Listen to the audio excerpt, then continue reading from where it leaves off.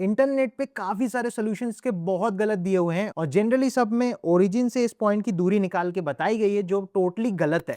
Projectile motion का JEE advance level का ये one of the most difficult question है जो मुझे मिला है और मैं आपके साथ शेयर करना चाहता हूँ।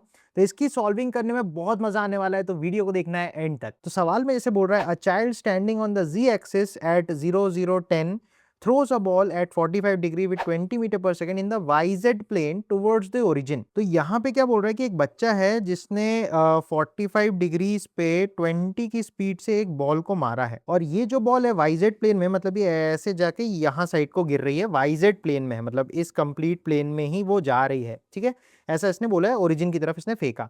फिर बोल रहा है wind is blowing in X direction which imparts a steady acceleration of 4 metre per second square to the ball. इस डायरेक्शन में हवा चल रही है जिससे एक्स डायरेक्शन में एक्सेलरेशन आ रही है 4 मीटर पर सेकेंड स्क्वायर। ठीक है, अब उसने आगे बोला find the distance of the point from the projection point where the ball will strike the X Y plane treating it vertically. तो ये जो एक्स वाई प्लेन है, इस प्लेन पे ये बॉल जाके कहाँ गिरेगी? देखो, अगर हवा नहीं चलती तो भाई ये बॉल तो जाके ऐसे गिर जाती यहाँ पे, पर हवा चलने की वजह से इस बॉल के पास एक इस तरफ पे भी फोर्स या एक्सेलरेशन आएगा जिसकी वजह से ये राइट साइड को जाना चाहिए।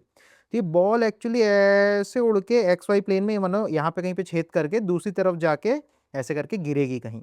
तो हमको बेसिकली ये जो पॉइंट जहाँ पे छेद किया एक्स वाई प्लेन को आप एक पेपर की तरह मानो जिसमें इस बॉल ने छेद कर दिया।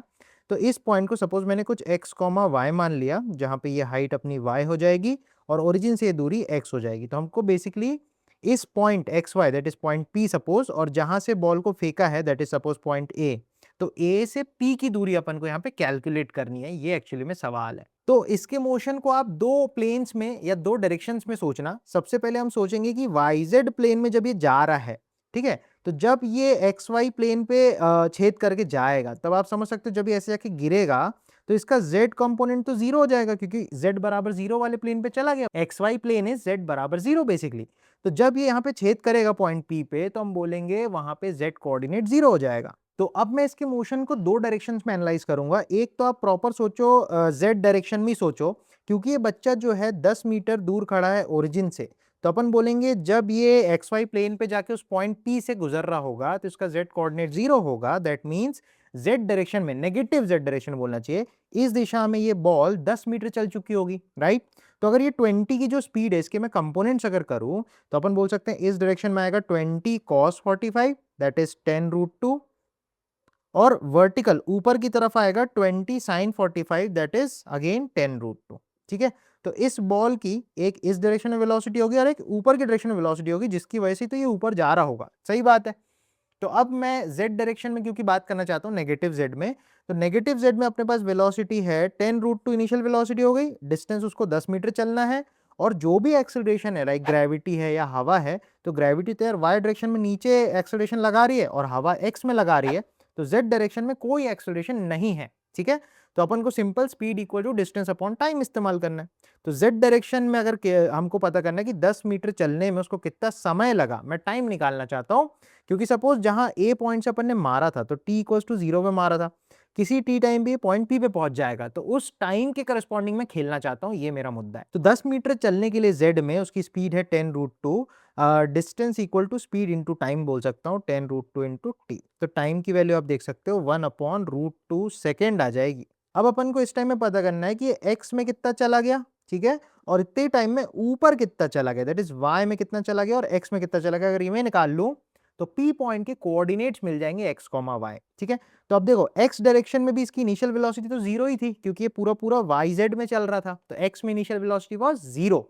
इस जीरो वेलोसिटी से इतने टाइम में वो x में इस एक्सेलरेशन के साथ कितना चल जाएगा, तो मैं टाइम के साथ डिस्प्लेसमेंट जानना चाहता हूं। दैट मींस सेकंड इक्वेशन हमको लगानी है x में। तो मैं x डायरेक्शन में अगर सेकंड इक्वेशन लगाऊं तो मैं बोलूंगा s बराबर ut, इनिशियल वेलोसिटी x में जीरो थी, प्लस हाफ हवे का एक्सेलरेशन है 4 इंटू टी स्क्वायर, 1/√2 का स्क्वायर 1/2 हो जाएगा, तो यह जाएगा 1 मीटर। तो p का x कोऑर्डिनेट तो मिल गया, दैट इज 1 मीटर। ठीक है, अब मुझे y कोऑर्डिनेट चाहिए। तो y कोऑर्डिनेट के लिए आप सोचो ना, ऊपर इसको कौन सी वेलोसिटी लेके जा रही है, 10√2 लेके जा रही है, तो इतने टाइम में कितना ऊपर जाएगा, मतलब कितना y डायरेक्शन में जाएगा वो निकाल सकते हैं। तो अगेन y डायरेक्शन में डिस्प्लेसमेंट टाइम आप लगाओ, तो मैं बोलूंगा s बराबर y डायरेक्शन में इनिशियल वेलोसिटी है 10√2 ut, t की value 1/√2, plus half acceleration y में लग रही है माइनस जी, मतलब नीचे की तरफ -10 इंटू टी स्क्वायर, 1/√2 का स्क्वायर 1/2 हो जाएगा। तो अपन बोल सकते हैं 2 5 और 5/2 मिलके बन जाएगा 2.5, √2 कट जाएगा तो अपने पास बचेगा 10 माइनस 2.5, तो 10 में से ढाई गया तो बचेगा 7.5, दैट इज 7.5। तो y कोऑर्डिनेट भी अपने पास आ गया, दैट इज 7.5, और z में तो भाई 0 ही होने वाला है। तो कुल मिला के मेरे पास P पॉइंट के कोऑर्डिनेट है, A पॉइंट के भी कोऑर्डिनेट है 0 0 और 10 मीटर।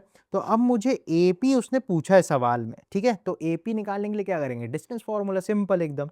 तो डिस्टेंस फॉर्मूला अगर मैं लगाऊंगा, AP will be under root of x2 minus x1, तो 1 माइनस 0 विल बी 1, तो 1 का square, plus y2 minus y1, 7.5 minus 0 will be 7.5 का स्क्वायर, प्लस 0 माइनस 10 मतलब -10 मतलब 10 का ही स्क्वायर हो जाएगा। तो ये डिस्टेंस जब आप निकालोगे तो ये 12.53 आई थिंक आता है, मैंने निकाला था। और इसके सबसे क्लोजेस्ट जो आंसर दिया है दैट इज ऑप्शन सी। तो आई होप आपको ये प्रोजेक्टाइल का क्वेश्चन बहुत इंटरेस्टिंग लगा होगा। इंटरनेट पे काफी सारे सॉल्यूशंस के बहुत गलत दिए हुए हैं और जनरली सब में ओरिजिन से इस पॉइंट की दूरी निकाल के बताई गई है जो टोटली गलत है। तो आई होप आपको प्रॉपर अंडरस्टैंडिंग अब बनी होगी कि ए से पी की डिस्टेंस अपन ने कैसे करके निकाले हैं। दो डायरेक्शंस में इसमें खेलना है, काफी इंटरेस्टिंग सवाल है। आई होप ऐसे क्वेश्चंस को आप करोगे तो आपकी अंडरस्टैंडिंग बहुत ज्यादा बढ़ेगी। So that's all for this video, मिलेंगे अपने नेक्स्ट एपिसोड में, तब तक टेक केयर।